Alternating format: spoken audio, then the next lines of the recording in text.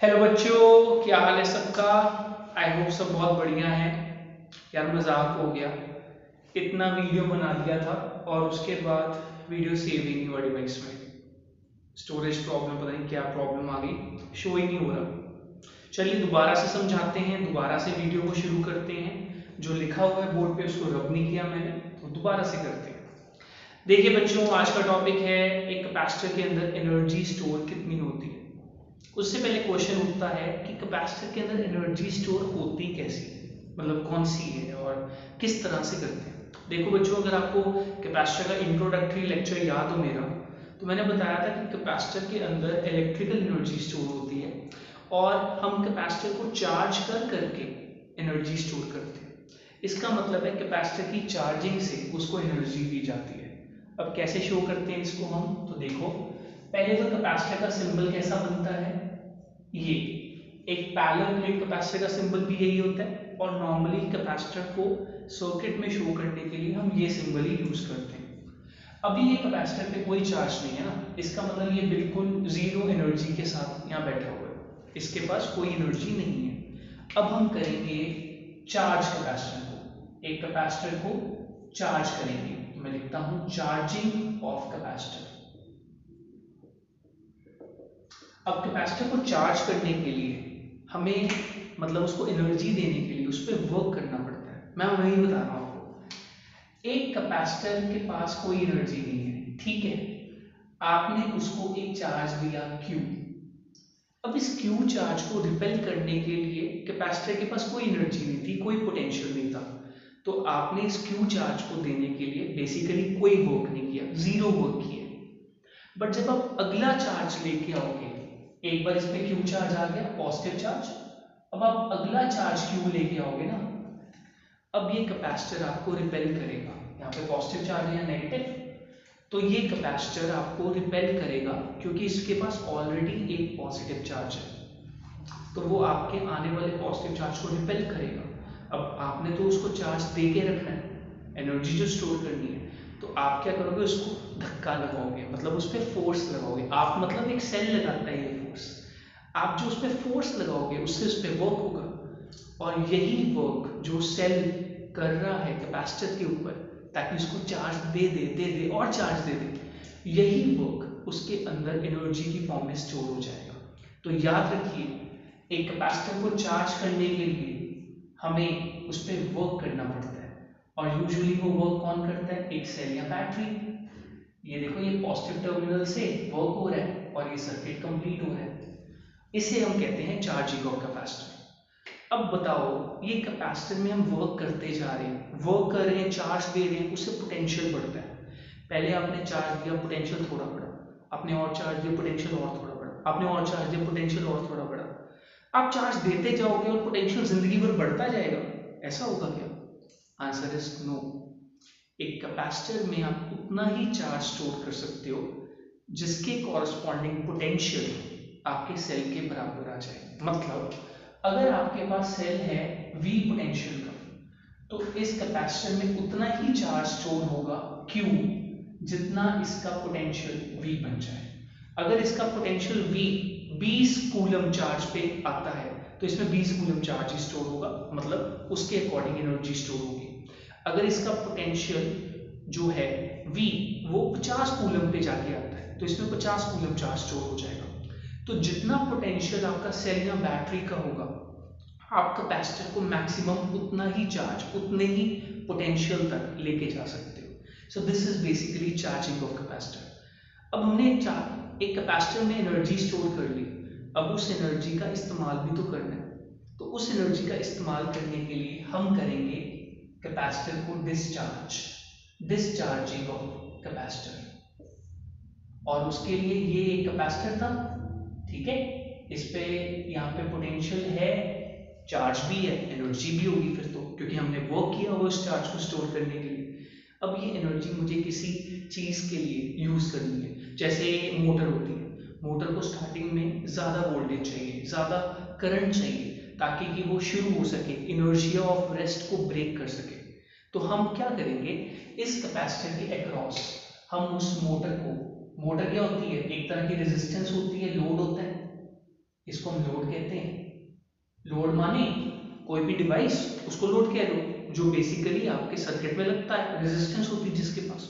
तो इस मोटर में से ये जो कैपेसिटर है अपनी एनर्जी के दम पे करंट भेजेगा, और क्योंकि कैपेसिटर ज्यादा रेट पे एनर्जी छोड़ सकते हैं तो ज्यादा करंट दे सकते हैं बैटरी के मुकाबले। यही तो कैपेसिटर का मेन एडवांटेज है। इसे कहते हैं डिस्चार्जिंग ऑफ कैपेसिटर। जब उसके अंदर स्टोर्ड एनर्जी हमारे को ज्यादा करंट देती है ताकि हमारा डिवाइस चल पड़े, चालू हो सके। पंखा है, फैन है, कोई कोई चीज है, ठीक है, उसको स्टार्ट होने में अगर ज्यादा पोटेंशियल चाहिए, ज्यादा करंट चाहिए, तो कैपेसिटर लगा दो भैया, शुरू हो जाएगा। इसे हम कहते हैं डिस्चार्जिंग ऑफ कैपेसिटर।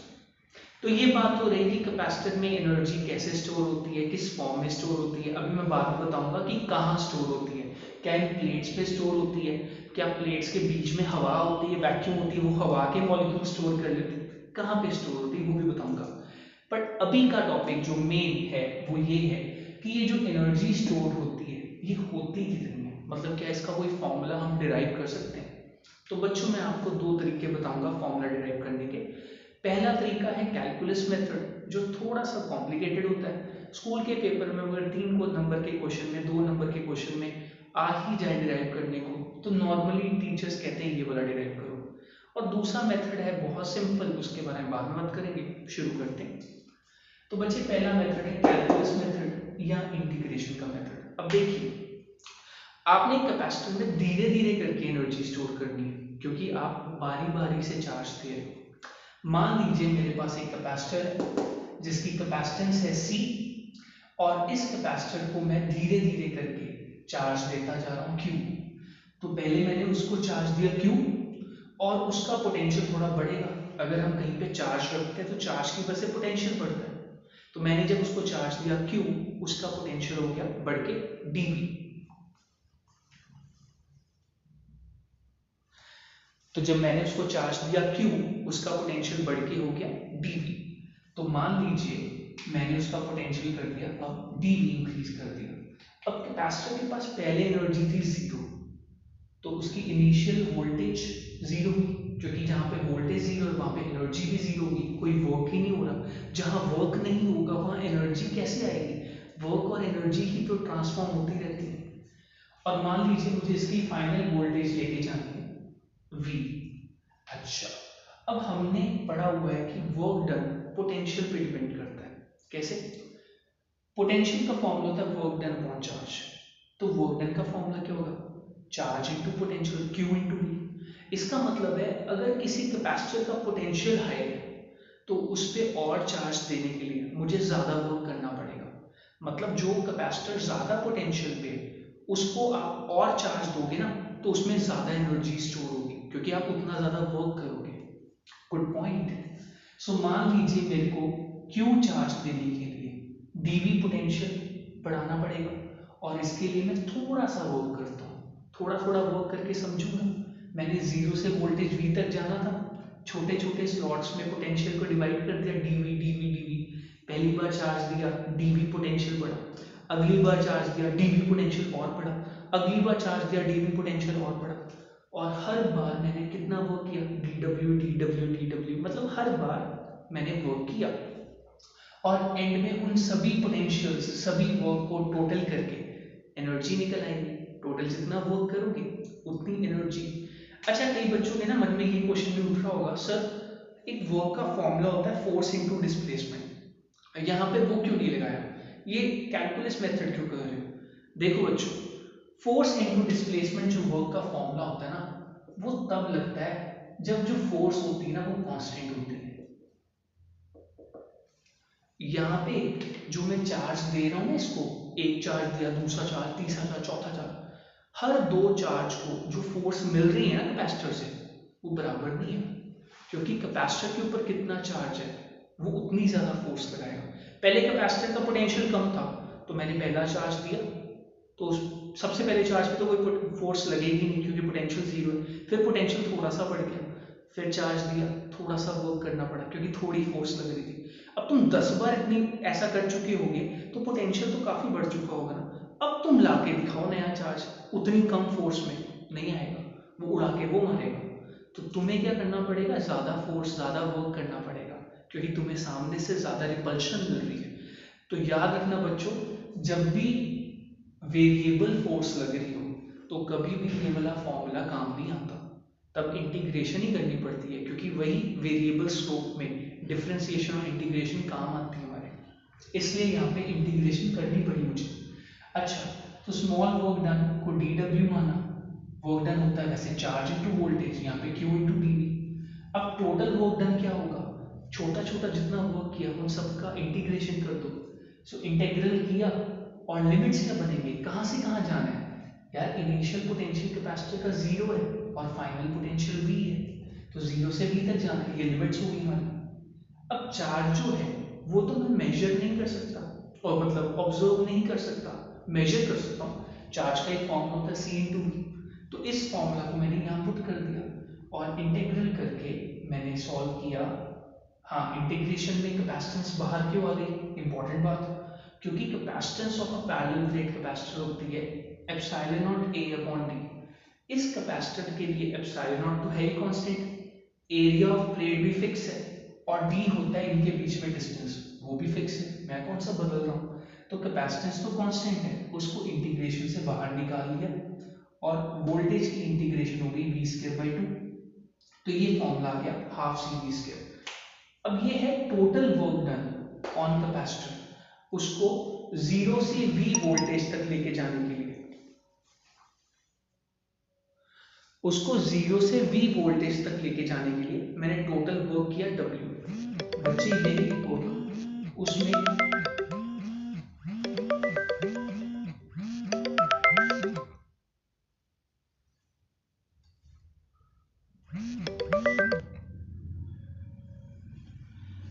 यही वर्क उसमें जो है बच्चे वो एनर्जी की फॉर्म में स्टोर हो जाएगा।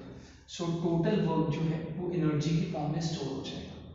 तो वो एनर्जी का फॉर्मूला आ गया हाफ सी वी स्क्वायर। अब ये सबसे अच्छा फॉर्मूला है, क्योंकि कैपेसिटेंस और वोल्टेज हम मीटर के ऊपर पढ़ सकते हैं, कैलकुलेट कर सकते हैं। कैपेसिटेंस के लिए ये फॉर्मूला लगाते हैं epsilon not a upon d, easily capacitance calculate कर सकते हैं। और वोल्टेज के लिए वोल्ट मीटर लगा दो तो वोल्टेज निकल आएगी। तो हाफ सी वी स्क्वायर एक तरह से सबसे प्रैक्टिकल फॉर्मूला है एनर्जी निकालने का। बट दो फॉर्मूला और निकल सकते हैं, कैसे, एक बार मैंने क्या किया, कैपेसिटेंस को q अपॉन v लिख दिया, ये देखो capacitance is charge upon voltage, तो हाफ क्यू वी एक फॉर्मूला आ गया। और तीसरा फॉर्मूला निकालने के लिए मैंने वोल्टेज को लिख दिया चार्ज अपॉन कैपेसिटेंस, तो वहां से हमारे पास फॉर्मूला आ गया हाफ क्यू स्क्वायर अपॉन सी। तो ये तीन फॉर्मूलाज हैं capacitor energy store in capacitor के। अब देखो दूसरा सिंपल मेथड में कर रहा था, यहां तक पहुंचा था, वीडियो रुक गया, वीडियो सेव ही नहीं हुआ। ये देखो ये है एवरेज मेथड। एवरेज मेथड में मैं क्या करूंगा, मैं पहले इनिशियल स्टेज की बात करूंगा, बिफोर चार्जिंग, अभी चार्ज नहीं किया कैपेसिटर को, और फिर फाइनल स्टेज की बात आफ्टर चार्जिंग, एक बार उसको टोटल एनर्जी दे दी। अब बात करते हैं, अब जब मैंने उसको चार्ज ही नहीं किया तो उस पर कोई चार्ज नहीं है, जीरो चार्ज, उस पर पोटेंशियल भी नहीं है, चार्ज नहीं है तो पोटेंशियल कैसे होगा, जीरो पोटेंशियल, उसके पास एनर्जी भी नहीं है, क्योंकि एनर्जी तो जहाँ पे पोटेंशियल होगा वहीं पे वर्क होगा, वहीं पे एनर्जी आएगी, तो उसके पास एनर्जी है जीरो।